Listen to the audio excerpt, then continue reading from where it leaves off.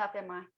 Well, hi, everybody. Thank you for joining us for Simply Felicity Live. And as I said, we have an awesome testimony today. I got to meet this woman last year at an amazing conference called the Inner Circle. So if you are looking for, I guess it's not just a women's conference, but there are a ton of women there and a lot of healing that goes on there as well. I could not recommend anything more highly. And you get to meet really cool people like I met with Barbara Dunn. So thank you for being here today. Thank you for having me. I'm so excited to be able to I'm share what excited. God has done for me.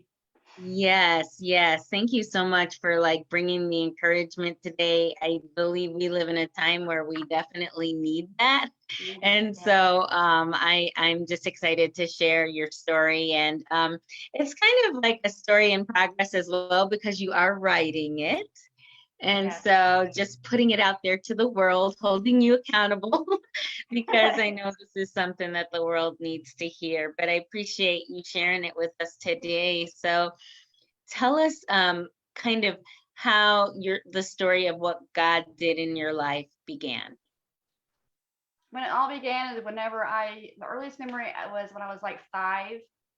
I was this abuse started. The memory started whenever I was like 5. At least I remember anyway. But I actually would just get punished for missing a school bus. I was actually supposed to be able to catch the bus and not miss it because we lived out on a farm, and so it's kind of like I couldn't stand obviously by the highway, so I had to stand and look at the window. And if I were to miss that bus, I would just get beaten and tied to the chair, and that's whenever actually when the foundation of the shame started to began. And I had wetting the bed issues, and I'm not for sure if it's because of the abuse or both, or just had some kind of issues. So, but I actually would love the show as a children's show back in the 70s, Bozo the Clown, and I just adored this clown. He made me smile. He made me feel safe and loved, and so when I had wet the bed one morning or one night, my mom put this big old adult diaper on and just nothing but a shirt and adult diaper on, and maybe sit down on the floor.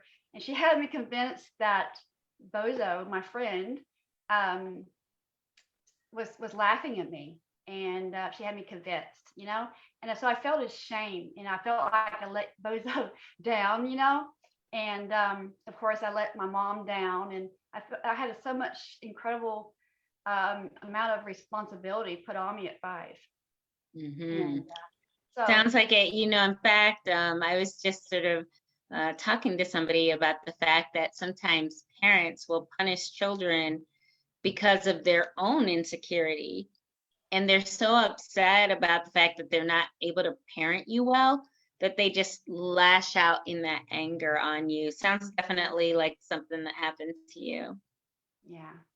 So, so yeah, and then I actually fell out about it and had to have stitches. And I've got to be careful because I won't really spill all the beans because I'm writing my book. I'm so Of excited. course, no, and But we have a short amount of time here, but we get the idea that, I mean, the abuse was definitely, it's had nothing to do with you, right? But as a child, you internalized that.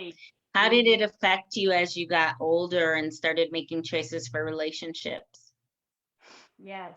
Are you asking me that? Yeah. Yes. So look, maybe just foundation of the shame here and the fear.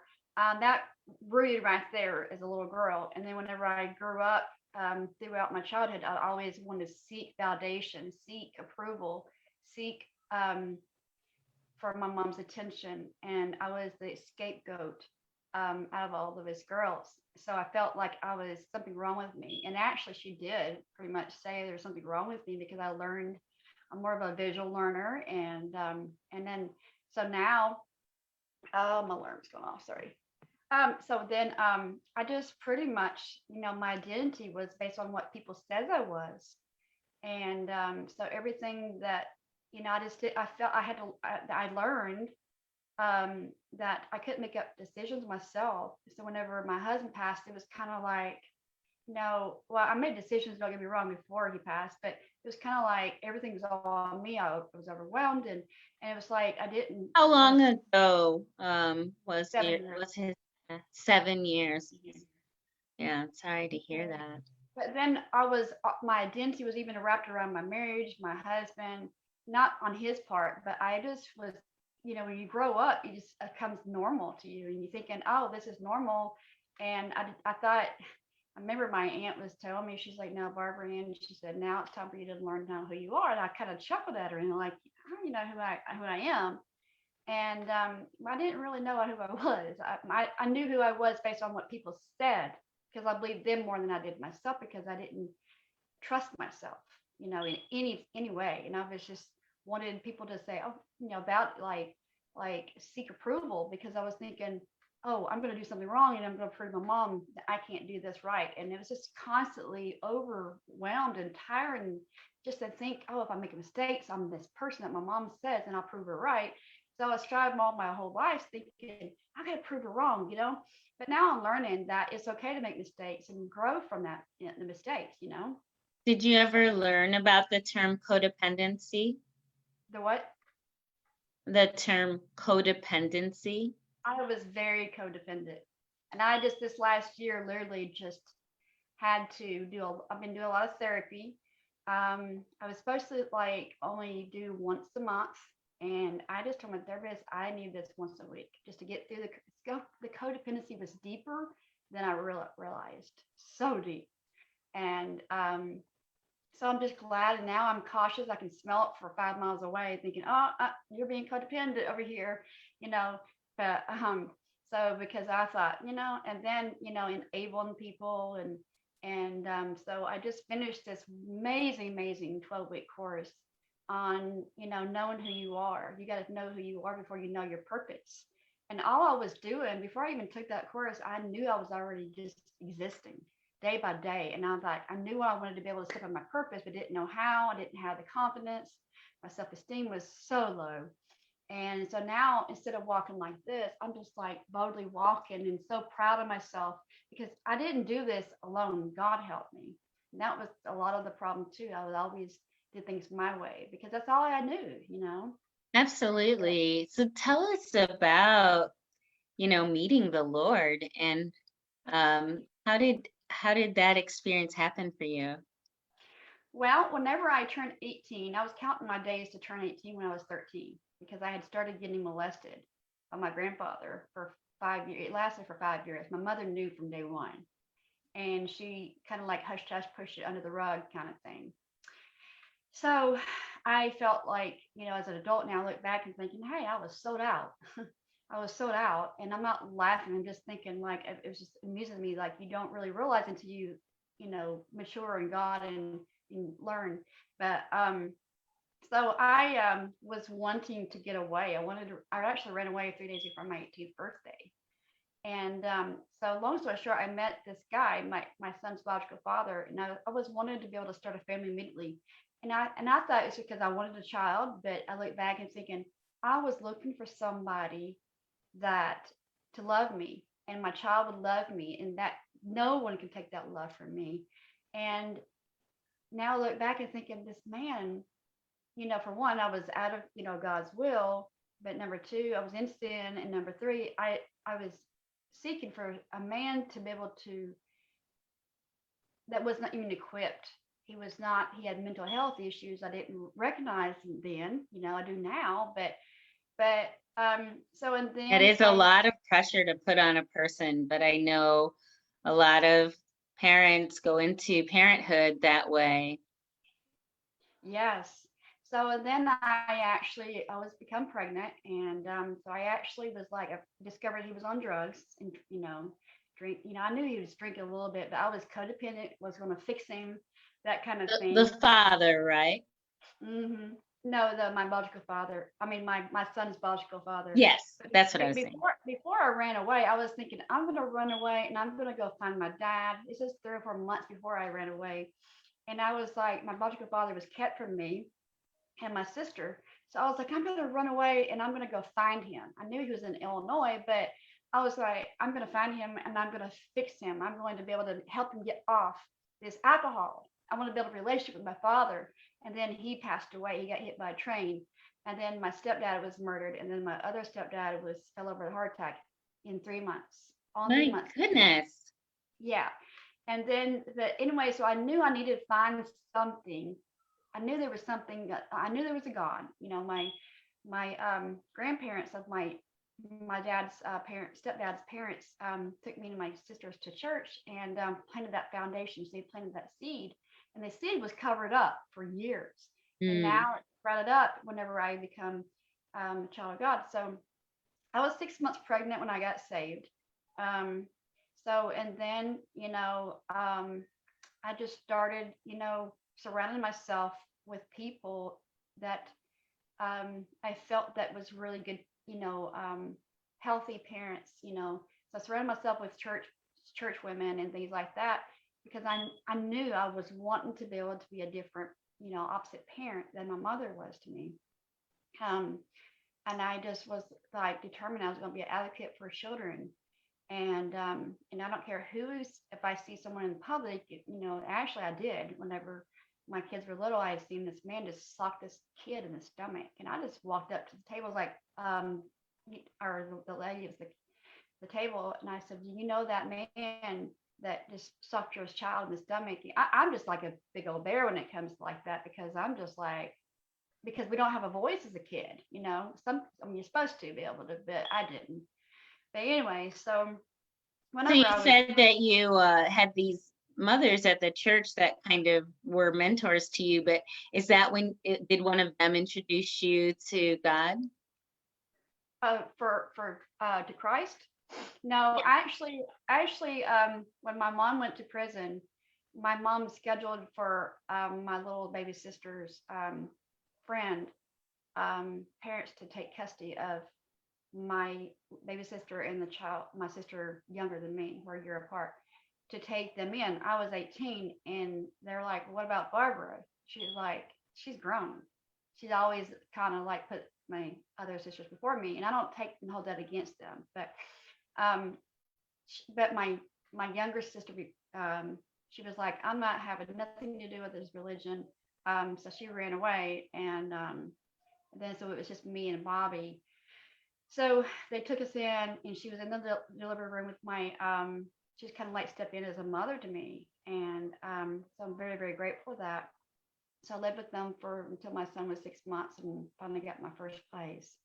But before then, meanwhile, my grandfather had asked me if I would forgive him for his molestation. Wow. And of course I did. So I did, and I just released that. And because, we're prisoners if we don't forgive, it hurts us, we're not forgiven because we're excusing him for what the wrongs he done. It's, what God says to do. And so I had peace. Well, that must have been a huge moment of healing. It was. And he actually, asked me in person. So it's more personal, you can tell the body language, he was very serious. And then he passed away a couple of years after that. Wow. So, and then my sister's 2.5-year-old passed away of SID. So that was kind of like traumatic. So I've had a lot of deaths. And so I had to learn on how to be able to work through the feelings of the grief. Because I learned, I didn't know how, but before I was just letting my emotions rule me. I would be so perverse. I would be so like out of control.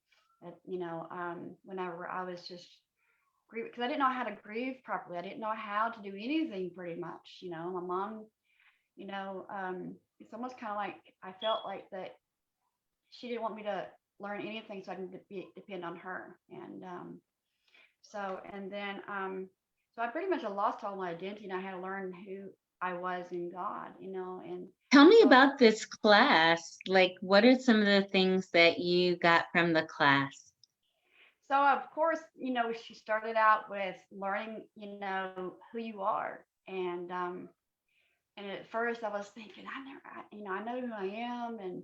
But I know you got to know who you are, what makes you tick, what triggers you and all that. And you got to know who you are in God before you can be able to to know your purpose, your calling.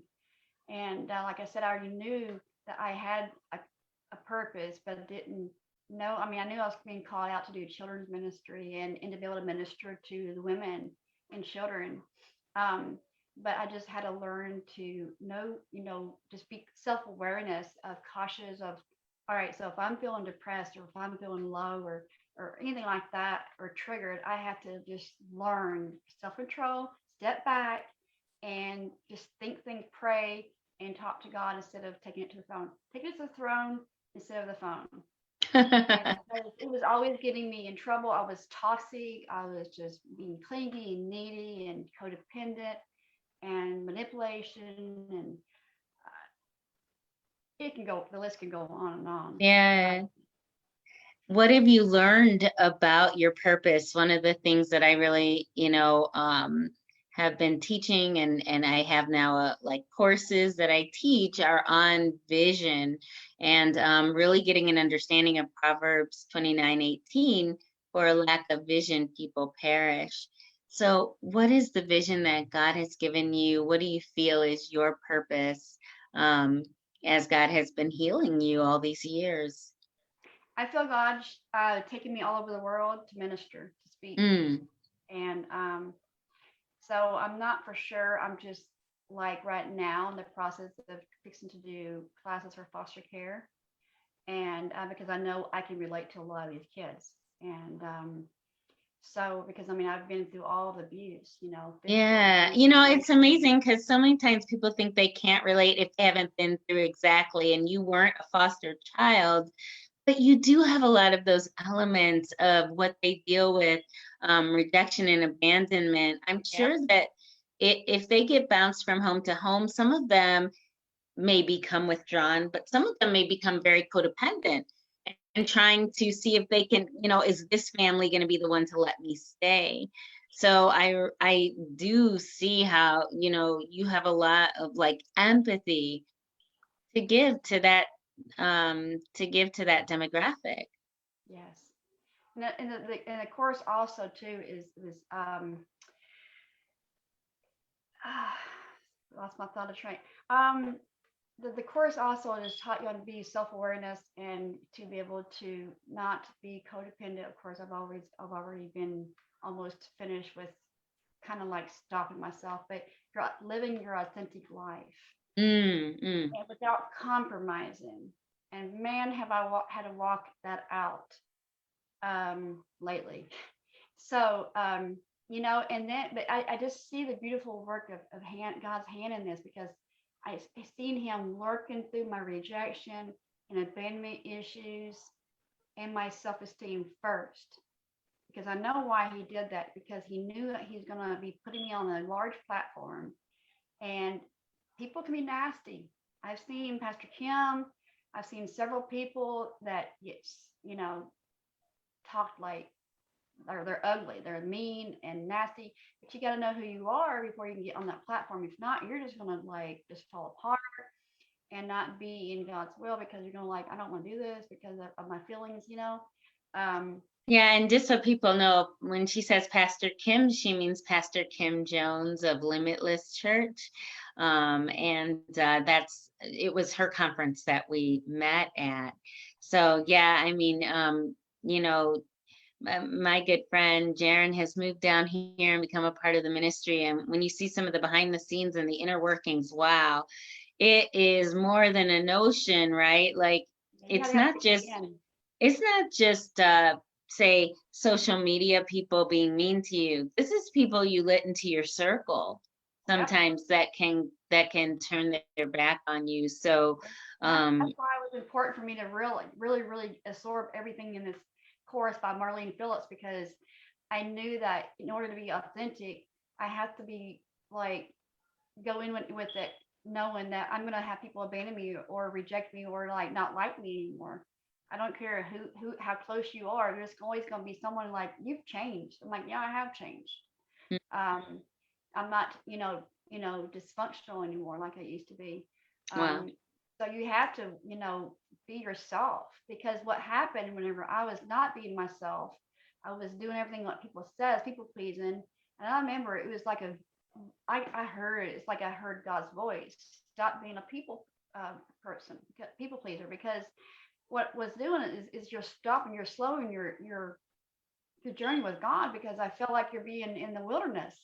Because when you're assigned to certain people, and when you're clinging on to people that's not really no longer assigned to you or even signed to you, because you're afraid that you bonded with these people, and now you're just like, I don't want to let go. And this picture of Jesus is a picture, I have to post it, but it's a picture of Jesus with this little girl in front of him. She has a little teddy bear, and he's Mm. asking her to give it, and he says, I've got a big teddy bear behind me I want to give you. So he wants to give me something much bigger than I'm holding on to. Isn't that good stuff? Wow. Because I Wow. was so codependent, I was so needy, I was so afraid that people wouldn't like me because I didn't know my value. Now I know my value, and if people don't want to like me and respect me on how God created me to be, come on now. Then I've got to be. If I say I want to be in God's will, then I've got to let go when He tells me to. And that just allows us to remember that if someone's having a problem with us and how we were created to be, then they No, really have a problem. They have a problem with God yeah, because exactly. these Come were on now. God's decisions That's right. to I make totally us in a certain way. I agree. just love it. I mean, you've really shared with us some of the tools that you use at your darkest times as well. Um, I know you're kind of looking at your notes there. Is there anything else from your story that you didn't share that you wanted to? Another thing too, I'm learning. I've only got first part of the course that Marlene Phillips had offered as a bonus as the course. It was about how trauma affects your body, and Mm, I mm. have a autoimmune, symptoms of. I don't want to speak that over my life, but I have symptoms of autoimmune because of the trauma, and it affects you hormonal, it affects you physically and emotionally, and I firmly believe that. And That is very powerful, Barbara, because what it makes me think of as well is if these things manifested from the inside out, we can also heal from the inside out. So I love that you don't want to speak that over yourself. You're yeah, just talking about the symptoms that symptoms. are currently manifesting, but the root of what caused those symptoms, you're changing. Yes, And so those things are not going to be allowed to stay. So that's like very exciting as well. And I just encourage anyone who's dealing with something chronic in your body, take a look at the spiritual meaning of your symptoms. It is very powerful. I shared in a sermon I gave about a month ago that I learned that so I had my part of my thyroid removed. Oh gosh, 2007, so many years ago. And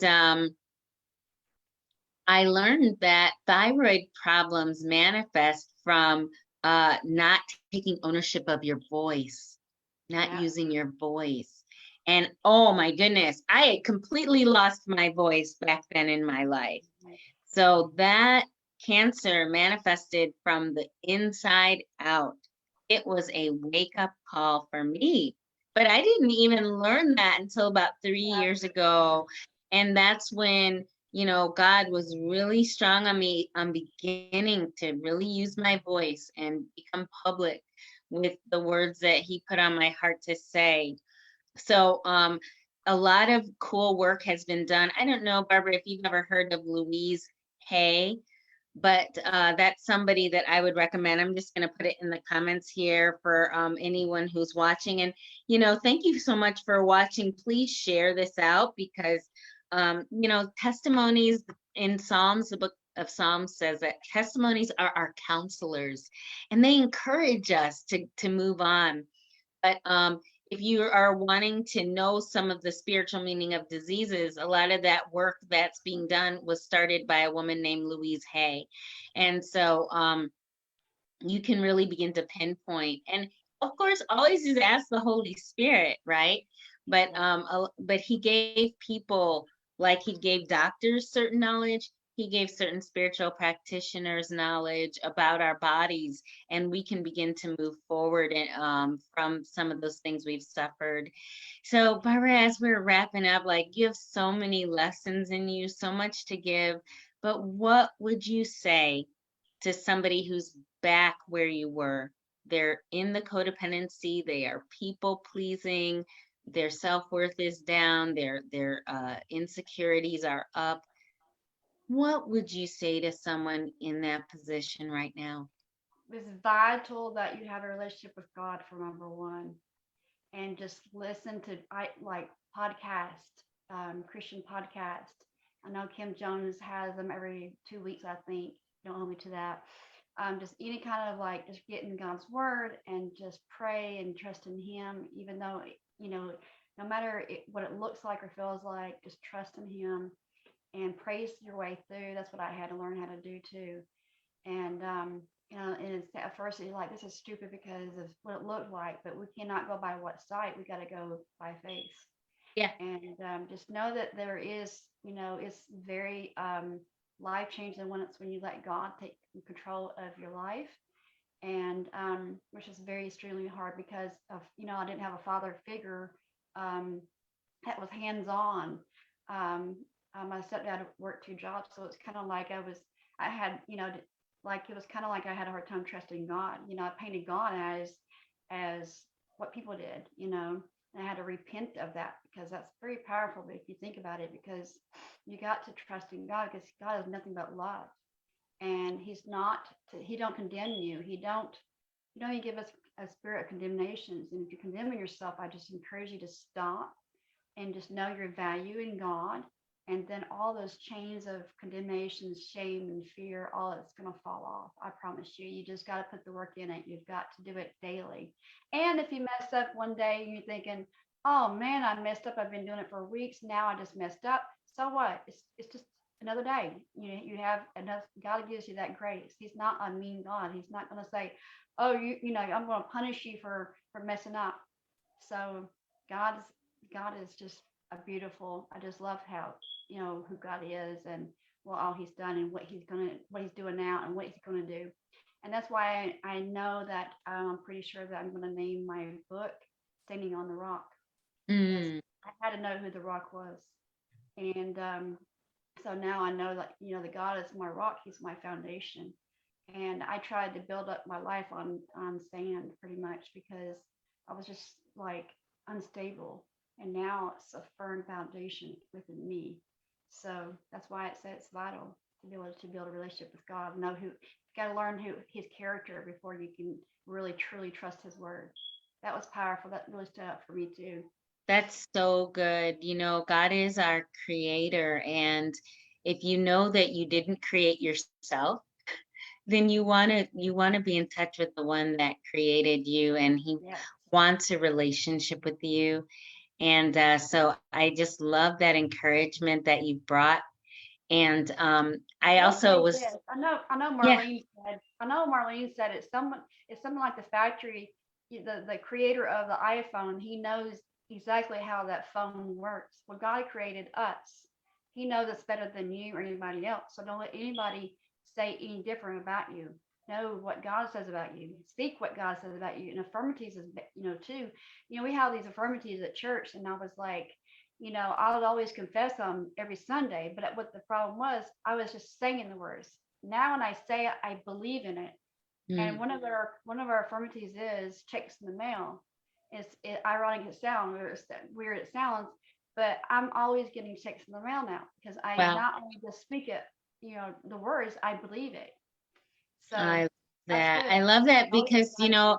when you were talking, I heard this, that I am a self-revealer. God reveals Himself. Yes. You don't have to create God in your image or in the image of your father or in the image of anyone else. God will reveal His own self to you. He will show you how faithful He is. He will show you how good He is and how good He is planning on being to you. And so you don't have to take anyone's word for it. God is a self revealer. There's a And favorite one of my song is Jesus, my lover, my soul. Mm, there you Um, go. That's why I was thinking that. but I was just like, is he really the lover of my soul? Because I was always doing a part-time relationship with him. And so I was putting him last, and now I strive to be able to put him first every day.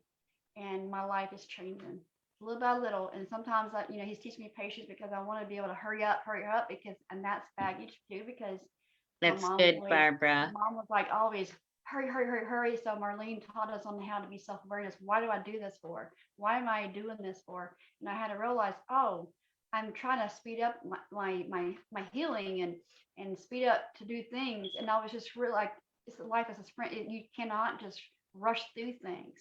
And I'm really realizing the blessing of taking it little step by step. It's taking it slow, because missing it. If you speed up through things, you're just kind of like missing out growth, missing out being, the lessons that God's trying to teach us. We're robbing ourselves when we try to hurry through things, you know? So, yeah. I so agree. Thank you for those final thoughts. And they really go along with what I am starting to leave my audiences with is this phrase. Instead of asking God to help you with your life, ask God if you can be a part of his life. Yes. God has a life that he's wanting to live and express himself through all of us here on this earth. Be a part of that. Be a Yes. part of that, because that's when you feel the wind behind you, and you can really move forward in what God created you to do. And I know that you being on this show today, Barbara, was a step in your purpose. Thank you. Yes. Thank Yes. you for sharing. Thank you for being open. Thank you for saying the hard things, and just being transparent, so that those that are watching that are struggling will know that they are not alone and that someone can understand. So thank you again for being here. Really appreciate it. Thank you And for we having are me. looking forward to that book. Yes. Yes. I would like to Abs- say one more thing. I was afraid to be alone, and whenever my husband passed away, I just seen people just disappearing, and people were never at the cemetery funeral home. They're like, I'm just a phone call away, and what a lie that was. Mostly the people that said that, and I felt like, what is wrong with me? So wrong with me. I'm such a good person, and all that, and I'm just like, so I just felt like, man, but my prayer warrior, I have a good friend that prays for me daily, and she was like, Barbara, she said, God's cleaning this stage for your next season. Your calling don't end as a pastor's wife. Your calling is going to a different path, and He's cleaning house. What people says cleaning house, trying to remove the people that can't go with you in your next season, and that really excites me. Yes, it was kind of hard because you're bonded with people, but whenever you feel like, wow, I deserve better, I feel like, because I do self care now and not feel guilty about it, because I always wanted to be able to put others first, because I didn't want to be like my mom is always me. So I put people before me. And then I lack. It's kind of like when you fly on an airplane, they always want you to put an oxygen on yourself before you help someone else.